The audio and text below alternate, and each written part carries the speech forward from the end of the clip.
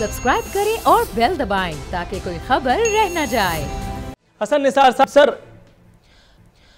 What if अगर ये जो आपने बात कही थी प्रोग्राम के पहले सेगमेंट में कि 6 महीने जिसका इदराक खुद आपने कहा कि वज़ीर आज़म साहब को हुआ है और चौधरी फवाद ने इसीलिए ये बात भी की है, अगर अभी भी यानी इसके अकॉर्डिंगली एक्ट नहीं किया गया, पॉलिसीज़ इसी हिसाब से नहीं बनाई गई, नून लीग कह रही है इमरान खान में जुर्रत है तो नाकामी का एतराफ़ करके मुस्ताफ़ियों, what next, who's next? Imran Khan के बाद क्या, पीटीआई के बाद क्या फिर वही पाकिस्तान पीपल्स पार्टी, पाकिस्तान मुस्लिम लीग नवाज? सुन लेना, मेरा इमरान खान के साथ कोई लेना देना नहीं है। हमारी सलाम दुआ है पिछले 20-22 साल से, मैं उसकी मिन्नत तला कर लूँगा, पर इन्हें कहें पहले अपनी करप्शन का एतराफ़ करें ना। ये जितने टीटी कपूर हैं, ये कमिश्ने, किकबैक, कैबन फील्ड, फलाने टमकाने हो, यार को खुदा का खौफ करो। छाछ तो बोले यहाँ छलियाँ ही बाज नहीं आ रही, को हद होती है। तो इनको चाहिए ये ठप्पे रहें, ना करें इस तरह की बातें। वो खलील जिब्रान ने कहा था कि ऐसे उंगली उठाई किसी पे, तो उसने कहा गौर कर, बाकी उंगलियां हाथ की तेरे अपनी तरफ उठी हुई हैं, इसलिए वो इनको छोड़ें ये क्या कह रहे हैं। लेकिन मैं, अच्छा मुझे नहीं कोई परवाह होता क्या है, चूंकि मुझे पता है कुछ भी नहीं होना, ये बद से बदतर होना है। सिर्फ एक, there is only one way out. 15 साल मिनिमम का रोड मैप एडवर्टाइज करो, 15 साल का रोड मैप। देखो बात सुनो आप, मैं ये बात, मुझे कोई दिलचस्पी नहीं है कौन क्या कर रहा है, कितना सवा सत्यानाश होगा, चूंकि I can expect anything now. ये ढलान पे गाड़ी है जिसकी ब्रेकें फेल हो चुकी हैं, जिसका स्टीयरिंग कोई उखाड़ के ले जा चुका है, खत्म। ये इकोनॉमियां शिकोनॉमियां, ओ अखलाकियात देखो, आपका हाल तो देखो, किधर खड़े हो।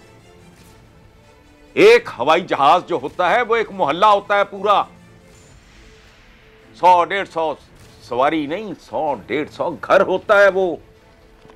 उनके लाइसेंसेस जाली, उनकी डिग्रियां जाली। वो ये क्या है? दूध आपका केमिकल से बनता है, वहां महज़ब दुनिया में गायें दूध देती हैं, यहां मरे हुए जानवरों की अंतड़ियों से ऑयल बनता है जिसमें खाने बनते हैं। ये चौकों चौराहों पे ये जो बर्गर मर्गर बन रहे होते हैं, क्या कर रहे हो आप इस एनवायरनमेंट में? रोड में 15 साल, एक पूरी नस्ल। प्राइमरी पे फोकस करो, बंद करो यूनिवर्सिटियां बनानी। एमए पॉलिटिकल साइंस ही नहीं पैदा होने बंद होते, एमए उर्दू बकोटा रखो कि भाई ये रिक्वायरमेंट है, इतने एमए पॉलिटिकल साइंस, इतने एमए फलां, इतने एमए फलां, ये एमए शमे। प्राइमरी एजुकेशन पे फोकस करो, उसको उठाओ। तो इधर क्या है, डंगर खाता, इधर बच्चे बंधे हैं, उधर जानवर बंधे हुए, अंडरपेड, नीम खांदा, अनपढ़ टीचर। ये आपका खाम माल है मुस्तकबिल का। मैं जो कह रहा हूं ना, 15 साल बिल्कुल एक पूरी जनरेशन उठाओ, तब तक पेट पे बांधो पत्थर और सजाएं रखो खौफनाक। कैरेट एंड स्टिक वाला मामला जो है ना, मुहावरा।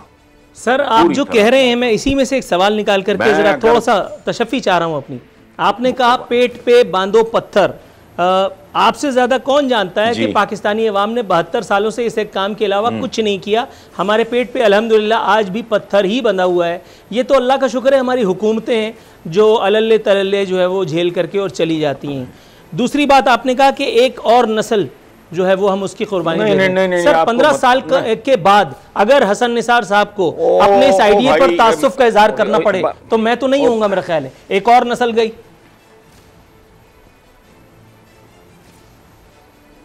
नहीं, आप तो फिर होंगे। मुझे अपना पता है 15 साल बाद कि मैंने डेफिनेटली नहीं होना, और मैंने अपने प्रोग्राम में कहा था कि मेरी कब्र पे जूते मारना। आपने दोनों बातें गलत की हैं। पेट पे पत्थर जैसे हमारे बंदे, ये आवारगी, बदमाशी, गुंडागर्दी, अवाम दुश्मनी का नतीजा है। पेट पे पत्थर बांधना ग़ज़वा खंदक की सुन्नत है। You need to have a cause, you have to be focused। पत्थर बांधना है भाई। एक बंदा अपने मुल्क कौम की आबरू के लिए गोली खाता है, एक डाकू भी गोली खाता है। गोली खाना एक हो गया। ये जब यंग कैप्टन, मेजर्स, कर्नल्स जब शहीद होके आते हैं तो उनके ताबूतों के ऊपर वो शीशा लगा होता है। मुझे वो खातून नहीं भूलती जो शौहर के ऐसे करके ली तो ऐसे ऐसे हाथ फेरी थी वो शीशे पे। वो भी सीने पे गोली खाई थी, डाकू भी खा लेता है। अब पत्थर बांधना सिंबॉलिक बात है, इसका एक मतलब है। और आपने नस्लों की कुर्बानी, हमारे कौन सी नस्लों की कुर्बानी, हमें तो रात चलते पकड़ के ज़िबा कर दिया। मलक मेराज खालिद साहब कहा करते थे, lot of people died because of Pakistan, very few people died for Pakistan, there is a difference.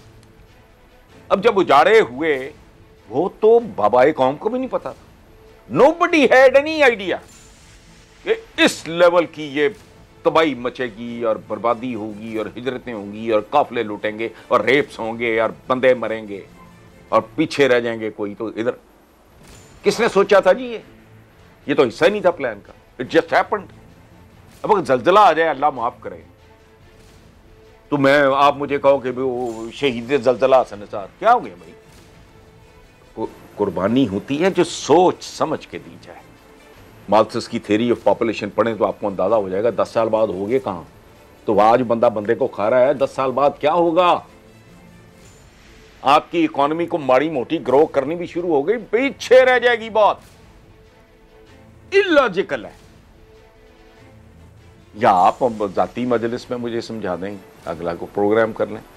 मेरा तो ये कंसिडर्ड ओपिनियन है और मैं बड़ा खुश हूँगा मुझे को करेक्ट कर दे कि नहीं भाई, अखलाकियात आपकी बर्बाद रहें, कदम कदम पे चोर, एक दूसरे की जेबों में हाथ, वर्क एथिक्स नाम की चीज कोई नहीं, पंक्चुअलिटी नाम की चीज कोई नहीं, कोई बात ही नहीं करता इनकी। मैं जी बड़ा पाबंद सोमोसलात कर क्या रहे हैं हाजी साहब?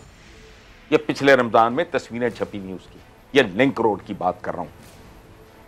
उसने चीनी मिलजुल के चोरी करवाई थी, पता नहीं कितने हजार लीटर, ये वो कहां से? यूटिलिटी स्टोर से। दाढ़ी भी थी, टोपी भी थी, और वो डेली अपनी दुकान पे लिंक रोड के ऊपर वो अफ्तारी भी करा रहा था लोगों को। हमारा तो मोरालिटी का लेवल ही और हो गया है। इसने क्या पहना है, क्या खाया, फलाना। और मैं कहता हूं वेस्ट में वो खंजीर हराम है, उसमें मिलावट नहीं होती। जिसने खाना है खाए, उसको पता है कि ये खोता नहीं है।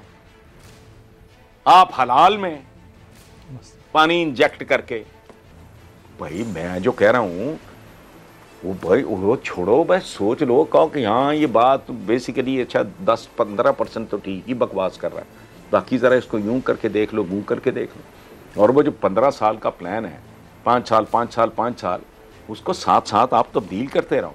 ग्लोबल सिचुएशन या जो भी है, उस डेवलपमेंट जो भी होती हैं उसके मुताबिक, उसमें कोई और कोरोना आ जाए तो फिर उसके मुताबिक। मैं ये नहीं कह रहा कि वो हरफे आखिर होगा। कोई मुखलिस, दयानतदार, ऑनेस्ट, दयानतदार मैं और मानों में कह रहा हूं, मैंने दयानतदारी की भी डेफिनेशन चेंज कर दी। तो माली तौर पे करप्ट होना थोड़ी है, काफी यही है। या दयानतदार होना, ये एक पहलू है दयानत का कि जी माली तौर पे दयानतदार है यार। बाकी किधर डंडियां मारता है, ये डंडे मारता है, वो अलग कहानी है। राइट सर, हसन निसार साहब, thank you so very much for your precious time. बहुत आपने अपना वक्त कीमती हमें दिया। नाज़रीन, ये थे हसन निसार साहब, लेकिन इनसे इंटरव्यू करने के बाद कम से कम 24 घंटे आंखों के आगे अंधेरा रहता है, कानों में सीटियां बज रही होती हैं, मुल्क में बिल्कुल हर चीज़ तारीक नज़र आ रही होती है। अल्लाह ताला अपनी अमान में रखे, परवरदिगार आलम सारे मामलात से अल्लाह ताला हमें बहुस्न खूबी ओहदा बरा कराए। जो उन्होंने कहा वो गलत हरगिज़ नहीं था, बस फिर भी उम्मीद की एक जोत जगाते हुए यहाँ साइन ऑफ करेंगे इंशाअल्लाह ताला कल। सब्सक्राइब करें और बेल दबाएं ताकि कोई खबर रह न जाए।